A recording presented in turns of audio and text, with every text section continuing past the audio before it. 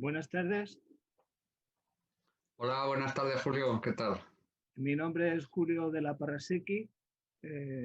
Soy asesor jurídico de la asociación La Gavilla Verde y quiero daros las gracias a todos los que estéis conectados a esta mesa junto con mi compañero Rafa Priego, que es presidente de la Asociación de Ciudadanos por la República de Cuenca, y especialmente queremos dar las gracias a todos los que se han conectado, que no son ni nuestros amigos ni nuestros familiares, dado que el tema de la mesa es tan divertido como el anteproyecto de Ley de Memoria Democrática de 15 de septiembre de 2020, que modifica la Ley de Memoria Histórica 52/2007. Creo que entre los dos tenemos pactado un modo de hacerlo más ameno, aparte de que creo que hemos de congraciarnos porque es una ley que nos conviene a todos los que llevamos tiempo detrás de conseguir mejoras en lo que es la convivencia democrática de nuestros compatriotas. Hemos de lamentar, eso sí, la ausencia de Ana Navarrete, profesora de la Universidad de Castilla-La Mancha, que no ha podido asistir, aunque estaba citada y sale en YouTube, en fin, no ha podido venir, y lo cual lamenta muchísimo, os ha dicho Lourdes. Bueno, pues creo que lo primero que podríamos hacer es, dado que somos asociaciones sin ánimo de lucro, qué menos que contaros un poquito cuál ha sido nuestra trayectoria todo este tiempo hasta terminar en la ley que os vamos a intentar desmenuzar desde tiempo atrás hasta esta parte, tanto la Asociación de Ciudadanos por la República de Cuenca como nosotros mismos en los distintos foros de la administración estatal y, en fin, y de asociaciones memorialistas. Va a ser poquito, pero creo que nos lo merecemos porque al final se han recogido algunas de las proposiciones que hicimos, que entendíamos era necesario proponerlas primero para que luego se materializaran, como viene recogiéndose en el anteproyecto que vamos a ver hoy. Si queréis, empieza tú, por ejemplo, Rafa. Vale, si queréis contamos un poco los antecedentes históricos y todo el periplo que nos ha llevado hasta hoy, toda la andadura de estos años atrás a nuestros días en la lucha por los valores democráticos y los derechos humanos y, en definitiva, por la memoria democrática. Nosotros somos, como sabéis, Ciudadanos por la República y la Gavilla Verde, pues organizaciones, asociaciones hermanas, tenemos muy buenos lazos de amistad y personales, y hace ya unos años, concretamente en el 16, nos convoca el Grupo Podemos, que entonces tenía representación parlamentaria en el Parlamento de Castilla-La Mancha, para que en rueda de prensa expongamos nuestras reivindicaciones en materia de memoria democrática. Acudimos precisamente invitados por Ana Navarrete, a la que le mandamos un saludo, que no está, que era la responsable de relaciones con los movimientos sociales. Y de esta rueda de prensa lo que surge es la propuesta de Ley de Memoria Democrática de Castilla-La Mancha. ¿Por qué surge esto? Pues bien, pues como sabéis, desde el 2012 estaba en el Gobierno de la Nación el Ejecutivo de Rajoy, la derecha y la extrema derecha de este país, y cegaron las políticas en materia de memoria histórica. Si bien no se atrevieron a derogar de jure la Ley de Memoria Histórica del 2007, la Ley 52/2007, la derogaron de facto al desdotarla presupuestariamente. Entonces, bien, pues todo lo que tenía que ver o con remoción de simbología contraria a la democracia o lo que tenía que ver en materia de sumación de fosas quedó absolutamente privatizado y quedaba supeditado a las subvenciones que no llegaban tarde, mal y nunca, con lo cual las únicas actividades que se podían hacer era bien en virtud de la propia iniciativa de las asociaciones o bien con el apoyo como el Sindicato Noruego de Electricistas o la Asociación de Amigos de la Brigada Lincoln, del Archivo de la Brigada Lincoln, etcétera. Bueno, fruto de todo ello, entre Ciudadanos por la República y la Gavilla Verde y con la aportación de otras asociaciones memorialistas de la comunidad autónoma y también de organizaciones sindicales y políticas, pues presentamos el proyecto de memoria democrática de Castilla-La Mancha en septiembre de 2016.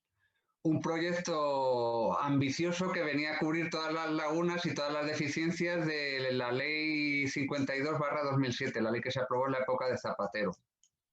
Muchas de las reivindicaciones que nosotros hacemos en su día, en 2016, ahora vienen recogidas ya en este anteproyecto de Ley de Memoria Democrática de 2020, del 15 de septiembre de 2020. Bien, pues nosotros, a través de Podemos, las asociaciones memorialistas, fundamentalmente la Gavilla y Ciudadanos por la República, presentamos el proyecto de ley y se registra el 7 de septiembre de 2016. Pues bien, en octubre de ese mismo año, el Consejo de Gobierno de Emiliano García Paje inadmite a trámite esta propuesta de ley aduciendo que no tenían crédito presupuestario. Bueno, una excusa de mal pagador. No tenía ningún interés ni en este tipo de cuestiones.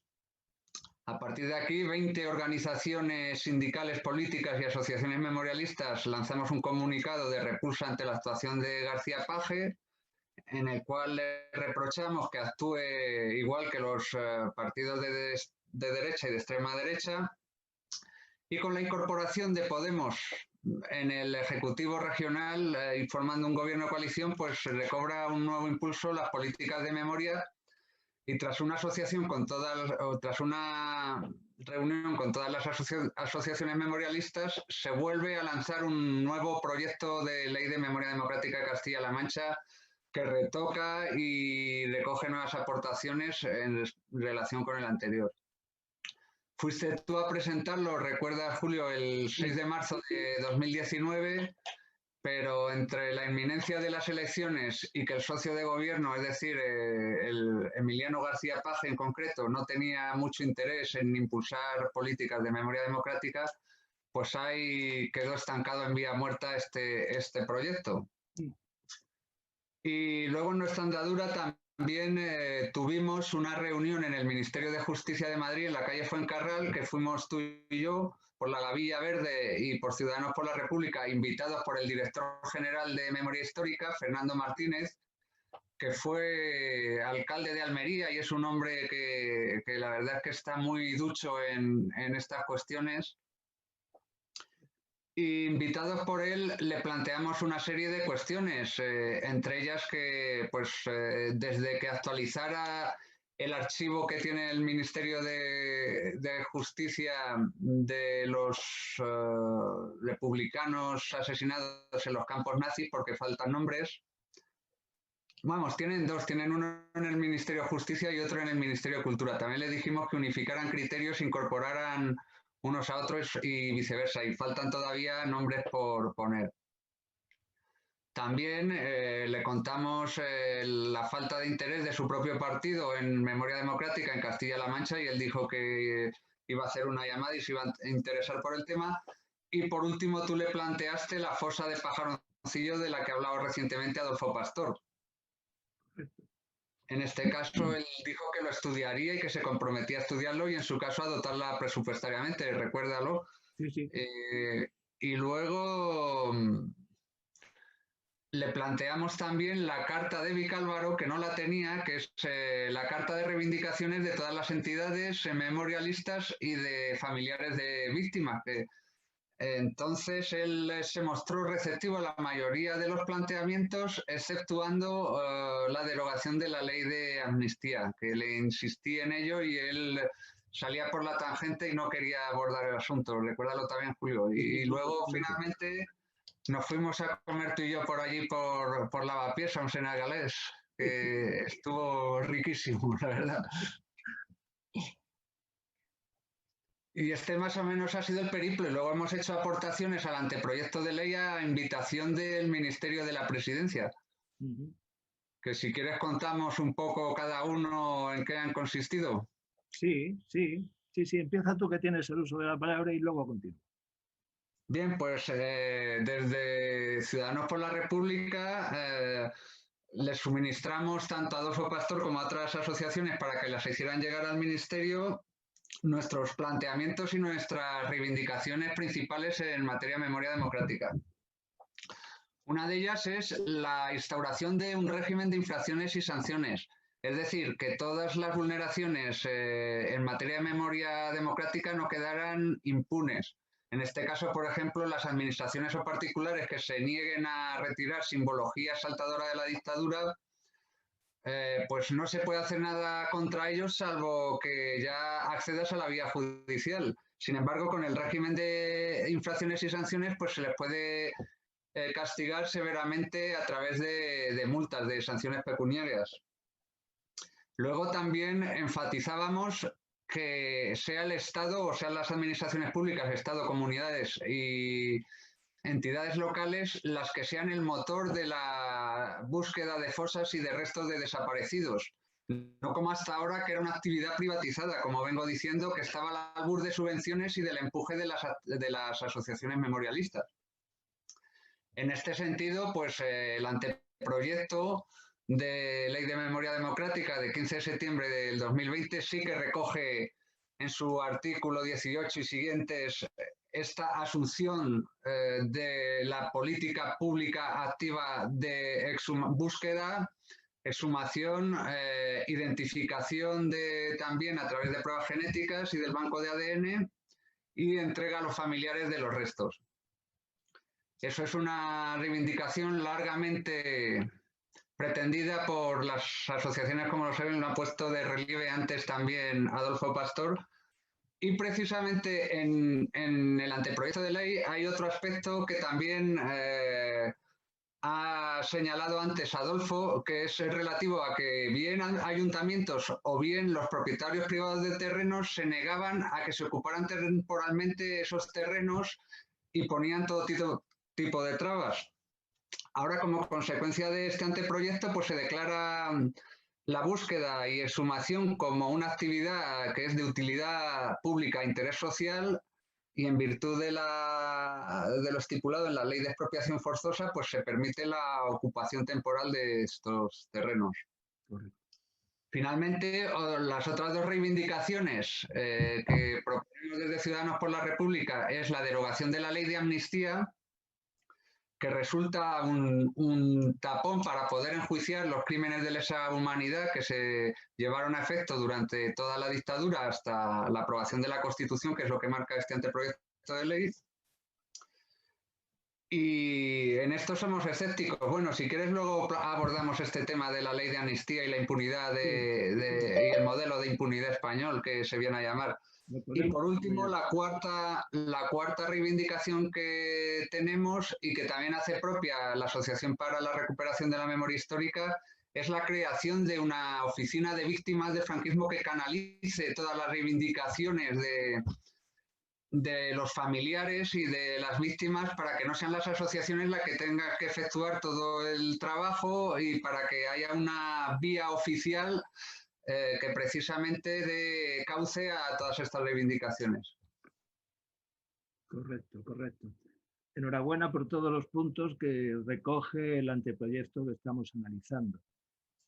Por mi parte, quiero decir que las proposiciones de la Asociación La Gavilla Verde, desde la reunión en Vicálvaro, a la que asistimos, siempre han sido, resumiéndolas, el que reconociese el papel no solo del maquis, sino de categoría de víctimas, a los enlaces y a los puntos de apoyo, incluso a los familiares. Eso ha sido recogido en el anteproyecto, de lo cual nos congratulamos. El que Santa Cruz de Moya sea considerado un lugar de la memoria democrática española por albergar el monumento al guerrillero y el paraje del Cerro Moreno, eso, por desgracia, de momento no está recogido en el anteproyecto. Es un punto a tratar, a ver qué circunstancias o qué requisitos se pergeñan y a ver si los podemos cumplir y sería pues muy interesante para nosotros. Otro punto que hemos instado y que tampoco queda recogido en el anteproyecto es el de declarar el primer domingo de octubre como Día del Guerrillero Español. El que el monumento al guerrillero español se valore como el primero que se erigió en territorio español y que sea considerado monumento del patrimonio español y, por tanto, su mantenimiento y conservación quede a cargo de los presupuestos generales del Estado. La creación de un centro documental de la guerrilla, cuya sede debería estar en Santa Cruz de Moya, añadiéndole al material que ya tenemos, que se vio, como se pudo ver ayer, de Lister, y que forme parte de la red de centros de documentación y archivos oficiales a los que puedan tener acceso tanto investigadores como alumnos en fase de tesis doctoral, etcétera, interesados en común o esto, en fin. La creación de un museo a la resistencia antifranquista, eso tampoco queda reflejado en el anteproyecto. Tampoco tiene, en fin, no va a salir todo de golpe, sino cómo vamos a llenar la tarde el año que viene. Hemos de dejar algo para otro año. El reconocimiento de aquellas asociaciones que representan a todo el movimiento de resistencia armada antifranquista, considerándolos jurídicamente como asociaciones de interés general, y que el Estado, bueno, ya lo hemos hablado, acometa los trabajos de sumación, eso sí, ha quedado recogido y eso es un gran punto reivindicado y recogido y a favor de todas las víctimas y de los que han luchado para conseguirlo. Y también hemos solicitado la anulación de todos los juicios franquistas, la reparación moral de todos los asesinatos llevados a cabo por el franquismo y la reparación económica a los herederos de las personas represaliadas, hijos, nietos o bisnietos.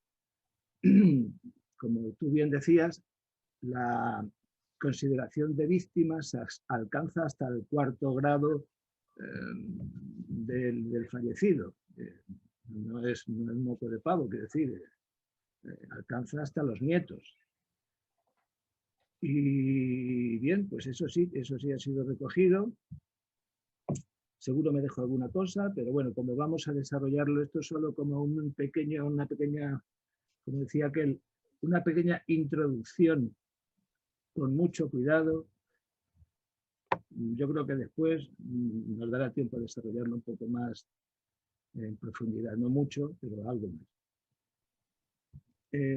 Si te parece, sí, me gustaría preguntarte, hemos leído en algún medio de comunicación escrito, bueno, el talante de ese medio de comunicación o el sesgo o la línea editorial la dejo a la curiosidad del que nos esté escuchando, pero creo que es fácil de entender de qué parte me refiero, que la presente ley es más una norma simbólica que económica. ¿Qué opinas al respecto? Bien, bueno, pues tal y como se infiere del propio título preliminar, tiene un aspecto simbólico y también tiene un indudable contenido económico. Hay cuestiones que se deberían haber desarrollado también desde el aspecto material y económico y se han dejado en un espacio meramente simbólico, como es la reparación del expolio de los bienes efectuados por el franquismo o el trabajo forzado esclavo de los presos republicanos. Ahí el anteproyecto de texto legal no recoge ni la responsabilidad patrimonial de la administración ni recoge la responsabilidad de los particulares o empresas que se hubieran beneficiado de este expolio y de este trabajo esclavo.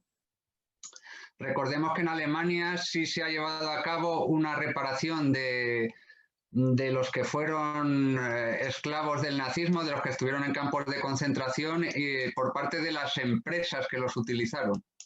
Aunque ha sido un proceso largo y costoso, en Alemania sí se ha llevado a cabo. Y de hecho, cuando tuvimos de invitado aquí en la jornada de la Gavilla a Andrés Perelló, recuerda que él sí se comprometió a hincarle el diente a este aspecto del expolio de los bienes republicanos por parte del franquismo. De hecho, en el libro de Antonio Maestre, Franquismo, Sociedad Anónima, narra con mucho detalle precisamente que muchas de las empresas del IBEX 35 cimentan sus fortunas sobre la base del expolio de bienes y empresas a destacados republicanos y también sobre la base del trabajo esclavo de presos republicanos a través de la redención de penas por el trabajo que preconizó el jesuita Pérez del Pulgar. Entonces, no obstante, sí hace un reconocimiento pues, al papel de las mujeres, a su actividad política, sindical y pública, las discriminaciones de todo tipo, económico, educativo y social que sufrieron durante el franquismo y a todo tipo de represalias que sufrieron no solo por su papel público, sino también por ser compañeras, madres o hijas de represaliados republicanos. También habla de la reparación a quienes en ese momento llevaron a cabo actos de adulterio o de aborto, creo recordar que es el artículo 11. Luego también tiene muchos reconocimientos que son morales, por ejemplo, el conferir la ciudadanía española a los voluntarios de las brigadas internacionales.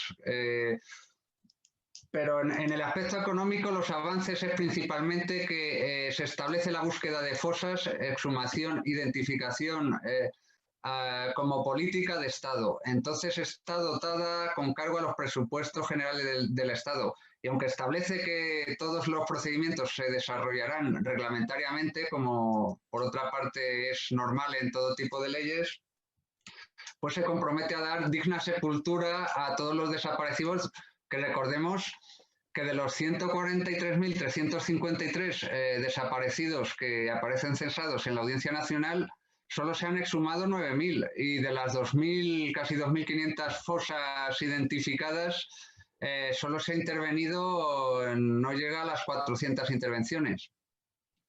Entonces, esta prueba del ADN y las pruebas genéticas para identificar los restos de los desaparecidos, y tú lo sabes bien, Julio, es una prueba costosa económicamente y a partir de este proyecto sí es que se compromete el Estado, las administraciones públicas a dotarla presupuestariamente y hacerse cargo de estas pruebas genéticas.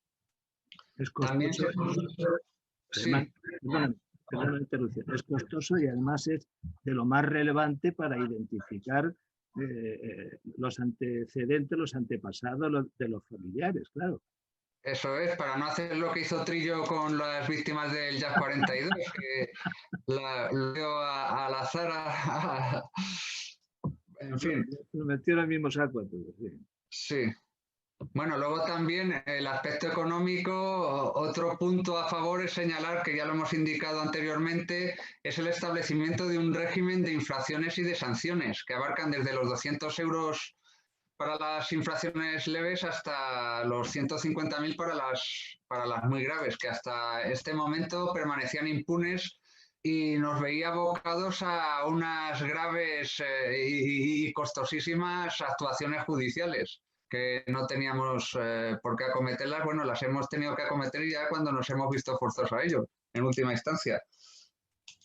Y por otro lado, declara, hay un salto cualitativo también en otro aspecto, pero que no tiene repercusión económica, es declarar la ilegitimidad de los tribunales represivos de la dictadura, sea el Tribunal de Orden Público, sea el Tribunal de Represión de la Masonería y el Comunismo, sean los tribunales de responsabilidades políticas o los consejos de guerra. Pero los declara ilegítimos, pero no nulos de raíz, como sí se ha hecho, por ejemplo, en Alemania en el proceso de desnazificación. Y las sentencias y las sanciones y condenas por motivos políticos, ideológicos o de creencias, en este caso sí que se declaran nulas, pero no se les vincula responsabilidades económicas ni al Estado ni a los particulares o empresas que se beneficiaron de estas sentencias, condenas y sanciones. Al hilo de estos comentarios quiero introducir una pregunta que nos han hecho por el chat, que dice, en los procedimientos administrativos para que los ayuntamientos que no cumplen la ley actúen, se puedan sancionar, ¿cómo se inician? ¿De oficio o deben ser costeados por los querellantes privados? ¿Qué opinas? Vamos a ver, pues es el procedimiento, el régimen sancionador es un régimen de sanciones administrativas. Se pueden iniciar de oficio o a instancia de parte, si bien tiene que tomar carta en el asunto la administración pública en cuanto tenga constancia del hecho infractor de la normativa vigente en materia de memoria democrática y derechos humanos. Correcto, correcto. Es más, se podría hilar con la oficina de ayuda a las víctimas. Si esto, sí, podría ser uno de los cometidos precisamente. Claro, si el familiar ve que lo que ha pedido no se le cumple, que tiene, creo recordar que dice el anteproyecto 12 meses para motivar o para considerar denegado el permiso por silencio administrativo negativo, podría dirigirse a esa oficina y podría ser uno de sus cometidos, el instar al fiscal o a la administración competente, infractora, mediante un procedimiento sancionador, o a que haga lo que no hace o a que pague lo que debe. Y respecto a la nulidad, o sea, a la ilegitimidad o la ilegalidad de las sentencias y tal, sabes mi opinión, la estuvimos hablando no hace mucho, aunque tienes razón que en Alemania los han declarado nulos no solo de pleno derecho, sino de raíz, esos procedimientos, esas sentencias. ¿Y cuál convendría distinguir la diferencia entre ilegalidad e ilegitimidad? Ilegalidad es algo que va contra una ley, es ilegal. Ilegitimidad o ilegítimo es algo que va contra la legitimidad. Legalidad y legitimidad no siempre van de la mano. A ver, legalidad... La ilegitimidad es más bien una construcción de tipo moral o metajurídico o metafísico. O filosófico, sí, sí. La legitimidad es que significa que recoge la ley un sentir social o moral, como bien dices. ¿Cómo te diría yo? Franco, ayer estuve viendo un documental buenísimo en la televisión que lo comentamos, habló de no sé cuantísimas leyes que había promulgado desde que llegó, desde el 39. Tanto es así que el propio locutor que lo estaba, el narrador, mejor dicho, que lo estaba comentando, decía, es que había tantas leyes que incluso los propios adheridos a la sublevación podían, a poquito que se descuidasen, acabar con sus huesos en la cárcel por incumplir alguna de esas normas, de tan absurdas que eran. Pero eran normas en vigor, eran leyes. Luego, ilegales no eran, serían ilegítimas, desde el momento en que podía verse en problemas incluso uno de los suyos, de los franquistas. Bien, pues bien, bueno, pero el propio régimen es que es ilegal e ilegítimo en tanto en cuanto nace de un golpe de Estado contra los poderes constituidos. Correcto. Y contra el gobierno emanado de las urnas el 16 de febrero de 1936, el Correcto. Gobierno legal y legítimo de la República. Correcto. Sí, sí, igual que hay leyes ilegítimas, también hay leyes legítimas, en fin. Y bueno, pues eso, esa es la distinción entre ilegítimo e ilegal a mi modo de juicio. Bueno, hay que decir también que la ley y el contenido de la ley se basa en los tratados internacionales en materia de derechos humanos suscritos por España. Sí. El Pacto Internacional de Derechos Civiles y Políticos, la Convención Europea de Derechos Humanos, la Convención Internacional para la Prevención de las Desapariciones Forzadas, con su modalidad agravante infantil, porque también trata de los bebés robados, etcétera, etcétera. Es decir, en base al artículo 10 de la Constitución, las normas internas deben ser interpretadas de conformidad con la Declaración Universal de los Derechos Humanos y demás tratados internacionales en la materia, que como tú sabes, alguna doctrina incluso les da una jerarquía normativa superior a la propia norma interna. Sí, sí, sí. Sí, sí, sí. Al hilo de lo que hemos venido hablando de la Oficina de Ayuda a las Víctimas, que ya estaba recogida en la ley anterior de 2007, pero que en esta no la desarrolla, ¿tú crees que podría ser otra de sus funciones, aparte de instar el procedimiento sancionador administrativo, el que bueno, cualquier familia desaparecida, eso es que me lo están diciendo, aquí de los que he comentado con amiguetes, ¿qué tiene que hacer una familia de desaparecidos para dirigirse al Estado y obtener la reparación a la que tiene derecho? Vamos a ver. Que no queda definido en la ley, en el anteproyecto. Bien, bueno, sí se establece que el procedimiento para búsqueda, exhumación, identificación, puede iniciarse bien de oficio, a instancia de cualquier administración pública, Estado, comunidades autónomas o entidades locales, o bien a instancia de parte y dando legitimidad tanto a los familiares como a las asociaciones memorialistas o cualquier otro que tenga un interés legítimo. Entonces, si bien no lo define y estamos esperando, como hemos dicho antes, un desarrollo reglamentario, pues sí se podría abordar, y de hecho lo que contempla la ley es el establecimiento de planes cuatrienales de búsqueda de fosas para que a la mayor premura y dotadas presupuestariamente se puedan emprender este tipo de tareas. Sí, sí, sí, porque recordemos que estamos hablando de un anteproyecto. El itinere, el camino de un anteproyecto hasta que se convierte en una ley en vigor. Y con esto enlazo con el título de la mesa que lo hemos dado en brocardo erudito del eje ferenda al eje data, que quiere decirse la ley que se debe hacer y la ley que está hecha, como diciendo que la ley ha de modificarse. Es un anteproyecto que ha de pasar unos trámites legislativos, como es el Consejo de Estado, y parlamentarios, enmiendas, etcétera, etcétera. Aportaciones todavía. Correcto, enmiendas, todo lo demás. Y una vez que esté ya promulgado y en el BOE, pues luego tiene que pasar al Ejecutivo para su desarrollo reglamentario. Eso es muy habitual. En todas las leyes en sí las hacen los diputados, los congresistas, que son políticos más que técnicos, y llegan a donde llegan con sus pactos políticos y demás, pero luego son los tecnócratas, los técnicos de la administración, del Ejecutivo, los que la desarrollan mediante reglamentos. Y nos hacen una pregunta aquí, Julio. Dime. En relación con las personas que llevaron dinero republicano y jamás se les devolvió. Dice, pruebas hay en todos los archivos municipales. Lo hemos respondido antes, es decir, decía el historiador Paul Preston que el franquismo fue un régimen de rapiña y de terror. Sí. Rapiña porque fue un régimen corrupto que se ensañó en la represión contra los vencidos, que fue una represión no solo física, sino también económica mediante el expolio de los bienes.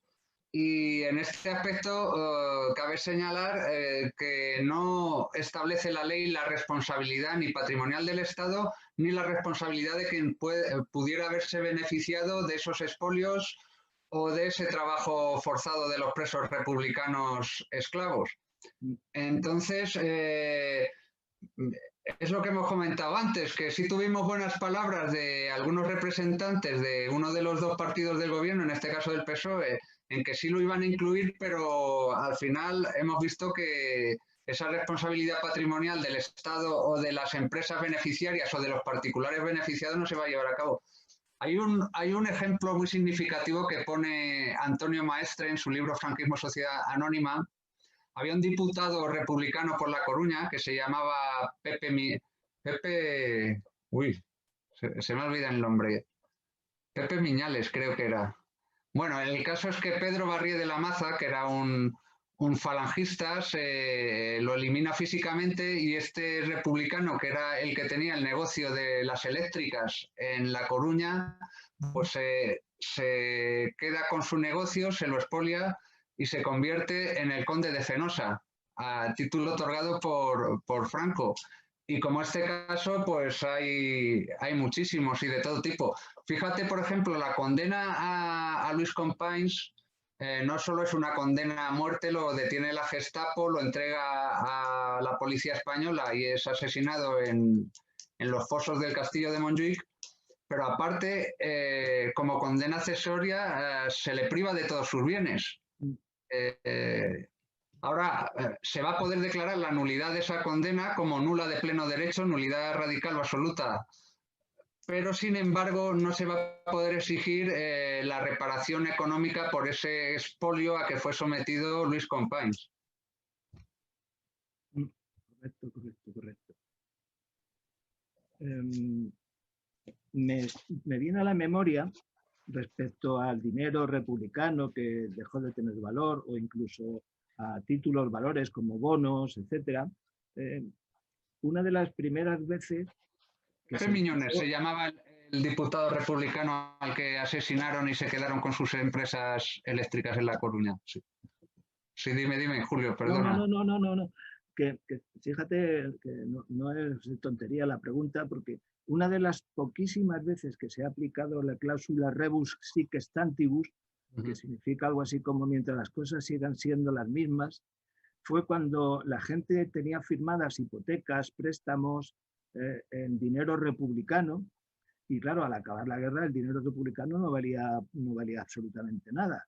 Entonces los acreedores, la gente que había prestado la pasta, los bancos, se vieron que no podían recibir los créditos que habían prestado porque los deudores no tenían dinero republicano, o si lo tenían no valía de nada.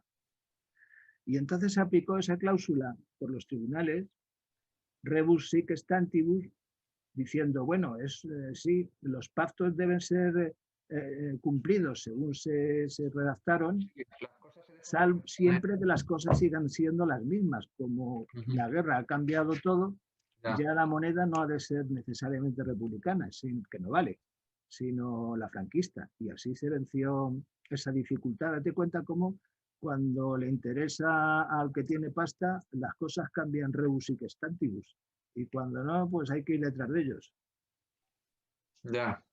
Si te parece, Julio, porque como vamos, ya que parece que vamos con el tiempo un poco vamos ya terminando, pegados, pues podemos hablar de los aspectos positivos y negativos del anteproyecto de ley. Me parece no sin antes contestar, esta si quieres la contestas tú.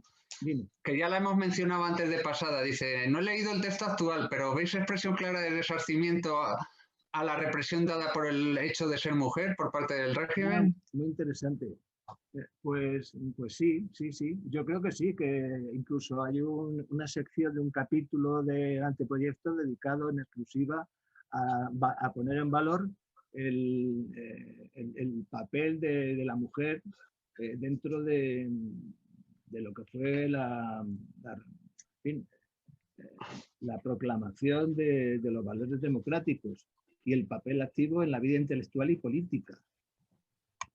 Literalmente, más o menos viene a decir la ley, en la promoción, avance y defensa de los valores democráticos y los derechos fundamentales, así como también para la difusión y conocimiento de las limitaciones y discriminaciones educativas, económicas, sociales y culturales que las mujeres soportaron específicamente durante la dictadura y reconocer a aquellas que las sufrieron.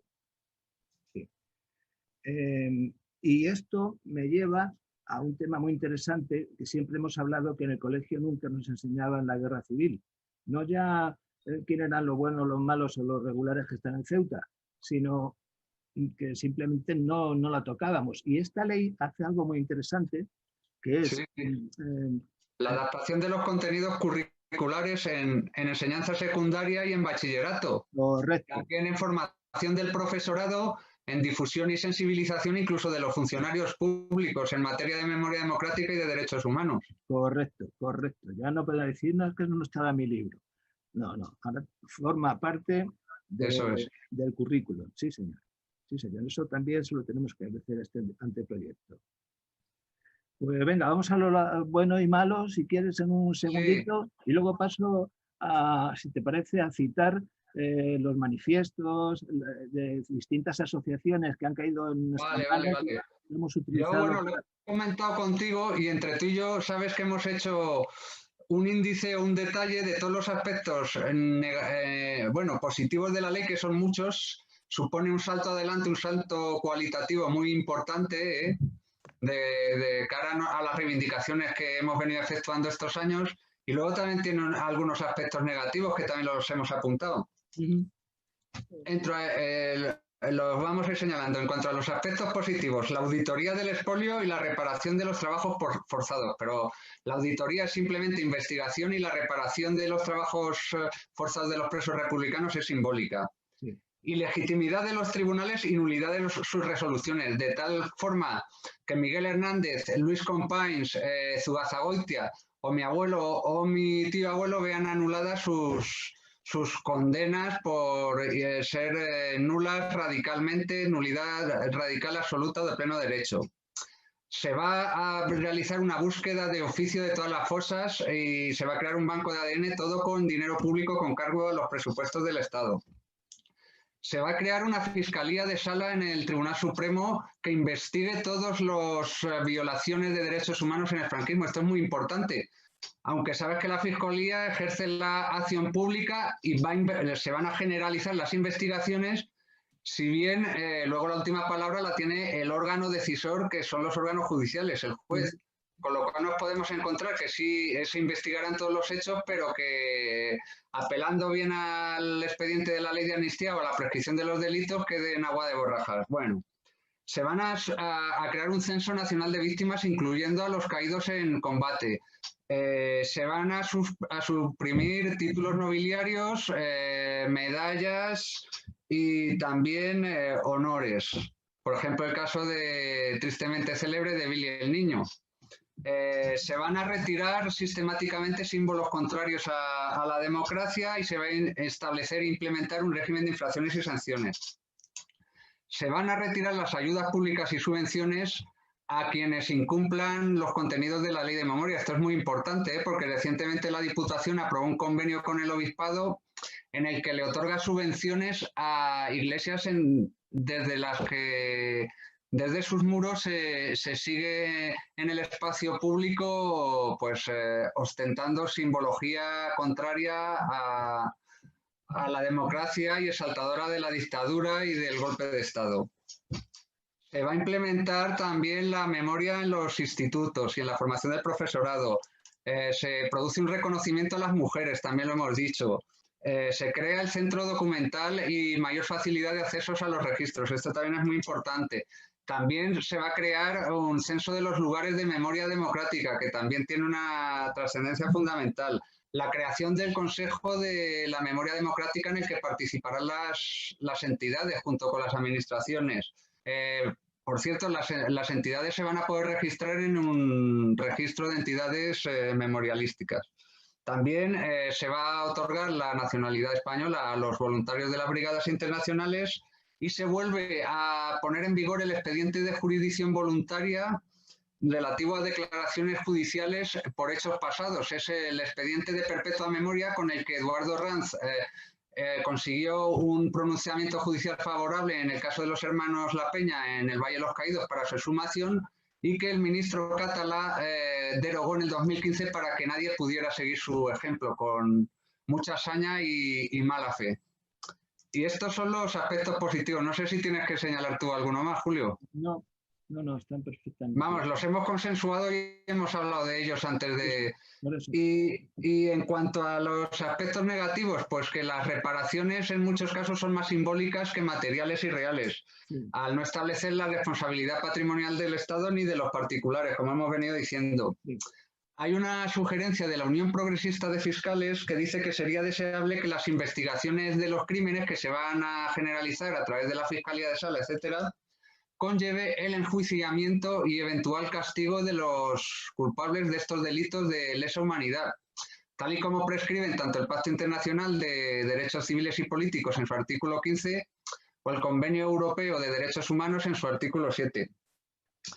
Y luego otra cosa es reseñar que señalan mucho las entidades que el día 10 van a tener una reunión, las entidades memorialistas, de cara a adoptar una posición común respecto al anteproyecto, es que no se rompe con el modelo español de impunidad en tanto en cuanto se mantiene la doctrina del Supremo del vigor de la ley de amnistía y de la prescripción de los delitos de lesa humanidad. Sin embargo, tú sabes que el relator especial de la ONU del Consejo de Derechos Humanos dice que no operan en caso de delitos contra los derechos humanos, delitos de lesa humanidad, como son los de desapariciones forzadas o de torturas.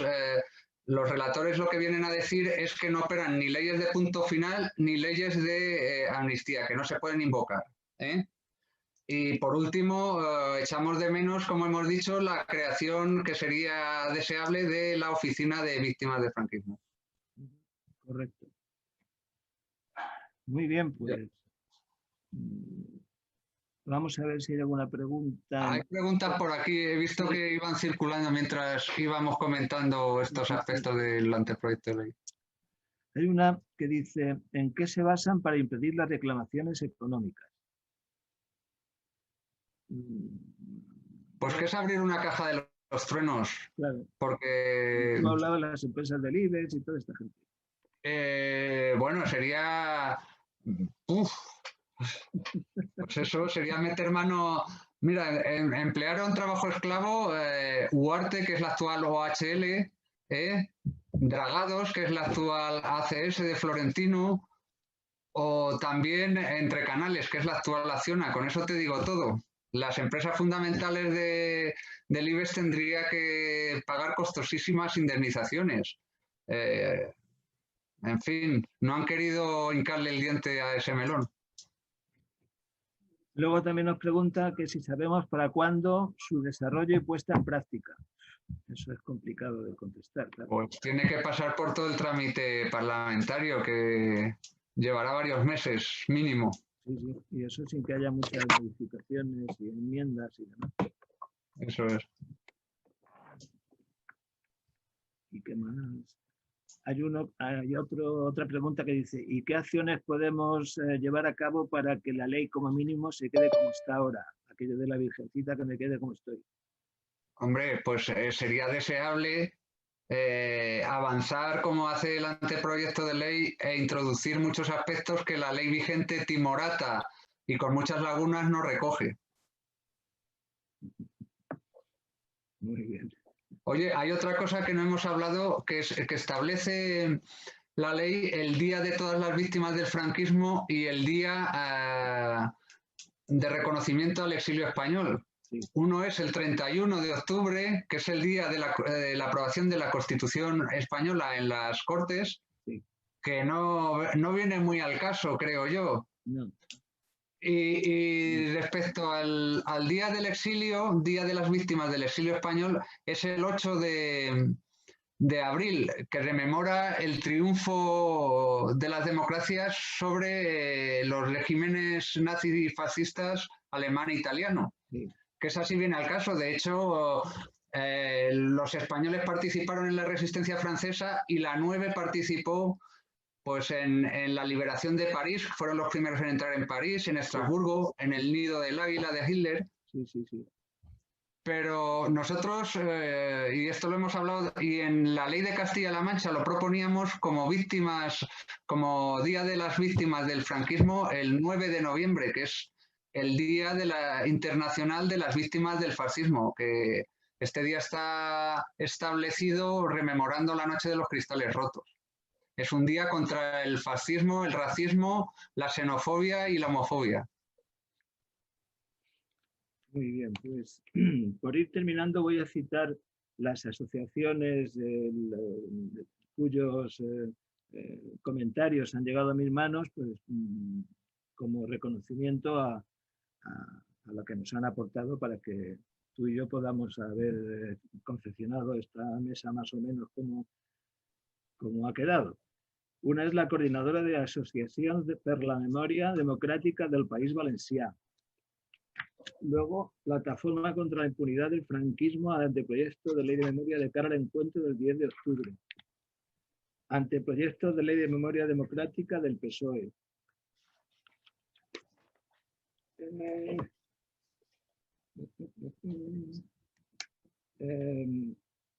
Un artículo o una esencia de artículo de Infolibre.